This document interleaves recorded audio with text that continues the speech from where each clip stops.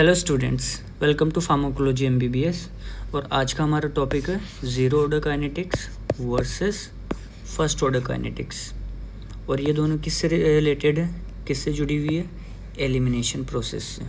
Drug का elimination किस process से होगा, किस काइनेटिक पे डिपेंड करेगा, वो आज हम पढ़ेंगे। तो शुरुआत करते हैं ज़ीरो ऑर्डर काइनेटिक्स से। तो ज़ीरो ऑर्डर काइनेटिक्स में रेट ऑफ एलिमिनेशन वो कांस्टेंट होता है, मतलब एक पर्टिकुलर अमाउंट ड्रग का जो कि फिक्स होता है, वो एक पर्टिकुलर अमाउंट एलिमिनेट होगा, बाहर निकलेगा। इसे एग्जांपल से कैसे समझेंगे? इमेजिन हमारे पास 100 मिलीग्राम है किसी दवाई का और 1 घंटे में वो 50 मिलीग्राम ही एलिमिनेट करती है। अगर 1 घंटे में 50 मिलीग्राम ही एलिमिनेट करती है तो वो 50 मिलीग्राम हो गया एक फिक्स अमाउंट। तो 1 घंटे में हमारे पास कितना अमाउंट बचेगा? 50 मिलीग्राम हमने 1 घंटे में एलिमिनेट कर दिया, तो बचा हमारे पास 50 मिलीग्राम। ठीक है। इमेजिन उसी ड्रग की हम डबल डोज देते हैं, 200 मिलीग्राम देते हैं। तो 1 घंटे बाद, क्योंकि अमाउंट हमारे पास फिक्स्ड है, तो वही दवाई 1 घंटे में सिर्फ 50 मिलीग्राम ही एलिमिनेट होगी और हमारे पास बच जाएगी 150 मिलीग्राम। तो समझ रहे हो, इसमें टाइम के अकॉर्डिंग उस ड्रग का एलिमिनेशन फिक्स है कि वो कितना होगा, उसका अमाउंट फिक्स है। तो उस ड्रग का अमाउंट फिक्स है और वो होता है ज़ीरो ऑर्डर काइनेटिक्स में। ठीक है। इसके बाद आते हैं हम फर्स्ट ऑर्डर काइनेटिक्स पे। इसमें रेट ऑफ एलिमिनेशन फिक्स है कि एक पर्टिकुलर अमाउंट है, एक पर्टिकुलर फ्रैक्शन है। जैसे एग्जांपल से समझते हैं, फिर वर्ड्स पे जाएंगे। तो हमारे पास 100 मिलीग्राम है किसी ड्रग का और हम उसे 1 घंटे के लिए रख देते हैं, बट इस ड्रग का एलिमिनेशन फ्रैक्शन पे डिपेंड करता है, यानी कि उसका 50% 1 घंटे में एलिमिनेट हो जाएगा। तो 1 घंटे बाद हमारे पास एलिमिनेट हो जाएगा, वो कितना रहेगा? 50 मिलीग्राम, और बचेगा कितना? 50 मिलीग्राम। अब ये दोनों यहाँ पे देखने में, चाहे वो ज़ीरो ऑर्डर काइनेटिक्स हो या फिर फर्स्ट ऑर्डर काइनेटिक्स हो, देखने में सेम लग रहे हैं, लेकिन यहीं पे हम आगे जाते हैं एग्जाम्पल में। तो हमने डोज को डबल किया, 200 मिलीग्राम किया, पर फ्रैक्शन फिक्स है कि 50% उसका एलिमिनेट होगा।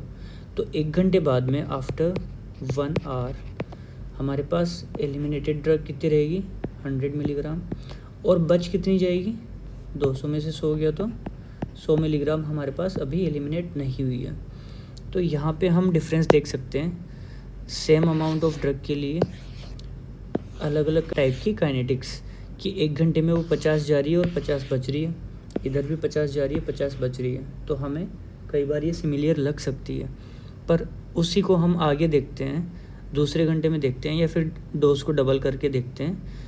तो ये 1 घंटे में 50 ही एलिमिनेट हुई है और बच 150 गई है, पर ये वाली ड्रग 1 घंटे में 100 एलिमिनेट हो गई और बची आधी है। ठीक है। तो इसमें एक फ्रैक्शन फिक्स होता है जो एलिमिनेट होगा। इमेजिन 500 मिलीग्राम है, उसका फ्रैक्शन फिक्स है कि 50% जाएगा, तो कितना? 250 बच जाएगा और 250 एलिमिनेट हो जाएगा। लेकिन यहाँ पे अगर हम 500 देते हैं तो सिर्फ 50 एलिमिनेट होगा और बच कितना जाएगा? 450। तो यहीं से आता है टॉक्सिसिटी का कॉन्सेप्ट, क्योंकि ये धीरे धीरे धीरे धीरे एलिमिनेट होगा, तो इसमें टॉक्सिसिटी चांसेस ज़्यादा हैं और इसमें एक फ्रैक्शन हो रहा है। अगर हम डोज डबल भी कर देंगे तो उसके हिसाब से एलिमिनेशन बढ़ जाएगा, तो यहाँ पे टॉक्सिसिटी के चांसेस कम होते हैं। अच्छा, जब हाफ़ लाइफ की बात करते हैं तो हाफ़ लाइफ इसकी कांस्टेंट नहीं होती है, वो डिपेंड करती है कि हम कितनी दवाई दे रहे हैं और कितना टाइम दे रहे हैं। लेकिन यहाँ पे एक फ्रैक्शन फिक्स है, हमने 100 दी तो हम डेफिनेटली कह सकते हैं कि 1 घंटे बाद में वो 50 हो जाएगी, यानी कि आधी हो जाएगी। 200 देंगे तो डेफिनेटली कह सकते हैं कि वो आधी हो जाएगी 1 घंटे में। तो हमारे पास एक कांस्टेंट हाफ़ लाइफ होती है। अब बात करते हैं ग्राफ्स पे। जब ग्राफ की बात आती है तो आपको प्रैक्टिकल वाइवास में आपको ग्राफ देखने को मिलेंगी। ये हो सकता है ये दोनों कंबाइन में मिल जाए और अलग अलग भी मिल जाए। तो जब हम ग्राफ्स की बात करते हैं, इमेजिन ये कंसंट्रेशन का C है और ये टाइम का T है। तो जब हम इसका फ्रैक्शन निकालते हैं, उसकी वेलोसिटी निकालते हैं, तो वो एक स्लोप में आएगा, मीन फिक्स आएगा वो। तो ये क्या रहेगा, कांस्टेंट रहेगा। हम किसी भी फ्रैक्शन पे अगर निकाल के देखेंगे उसका, चाहे हम इस टाइम पे निकालें या इस टाइम पे निकालें या इस टाइम पे निकालें, हमें उसकी वेलोसिटी कांस्टेंट मिलेगी, ठीक है। लेकिन वहीं dc/dt, वहीं वेलोसिटी अगर हम फर्स्ट ऑर्डर काइनेटिक में चेक करते हैं वेलोसिटी, तो वो डिपेंड करती है एलिमिनेशन कांस्टेंट विथ कंसंट्रेशन। तो जब हम वेलोसिटी की बात करते हैं फर्स्ट ऑर्डर काइनेटिक्स में, तो वो डिपेंड करती है कंसंट्रेशन पे। अगर हम यहाँ पे वेलोसिटी देखेंगे वो डिफरेंट होगी, यहाँ पे देखेंगे वो डिफरेंट होगी, और यहाँ पे देखेंगे तो वो डिफरेंट होगी। और वो डिपेंड किस पे करती है, कॉन्सेंट्रेशन ऑफ ड्रग पे। इसी के साथ हम आते हैं एग्जांपल्स पे।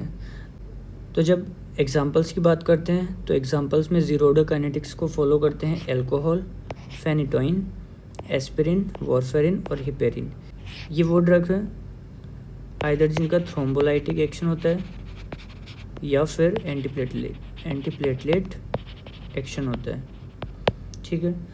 और जो फर्स्ट ऑर्डर काइनेटिक्स की जब हम बात करते हैं, तो अधिकतर जो ड्रग्स है, अधिकतर जो मेडिसिन है, वो फर्स्ट ऑर्डर काइनेटिक्स को फॉलो करती है। तो आपके लिए इम्पोर्टेंट रहेगा कि आप ज़ीरो ऑर्डर काइनेटिक्स के एग्जांपल याद रखें, ठीक है।